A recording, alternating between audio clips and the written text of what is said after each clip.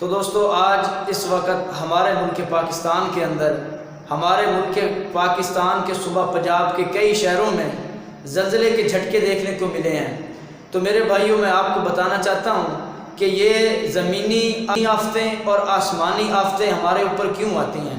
تو دوستو ہم مسلمان ہیں الحمدللہ، ہمارا ہر اچھی بری تقدیر کے اوپر ایمان ہے۔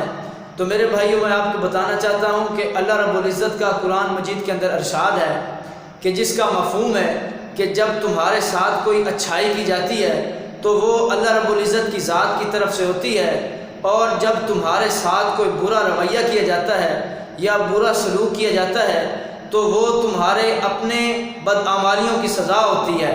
تو میرے بھائیوں، میں آپ کو بتانا چاہتا ہوں کہ آج جس ٹائم ہمارے ملک پاکستان میں زلزلہ آیا ہے، اور پچھلے 1 سال سے کرونا وائرس نے اپنی وبائی بیماری کے باعث پورے ملک کو بلکہ پوری دنیا کی عوام کو اپنے گھیرے میں لیا ہوا ہے، جس کی وجہ سے لوگ بہت زیادہ پریشان ہیں۔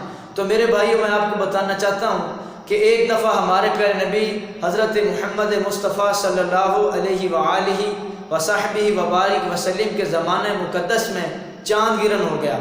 لوگوں نے کام کاج کو چھوڑا اور مسجدوں کی طرف چل پڑے۔ تو میرے بھائیوں، لوگوں نے دیکھا کہ اس موقع پر نبی پاک صلی اللہ علیہ وسلم کیا عمل کرتے ہیں۔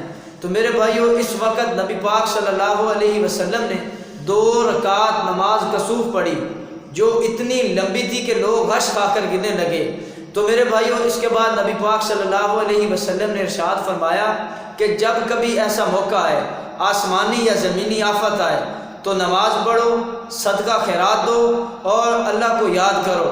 تو میرے بھائیوں، آج ہمارے اوپر زمینی آفتیں بھی ہیں، آسمانی آفتیں بھی ہیں۔ تو میرے بھائیوں، ہم کتنا اللہ رب العزت کی ذات کی طرف ہم نے اپنا رجحان کیا ہے۔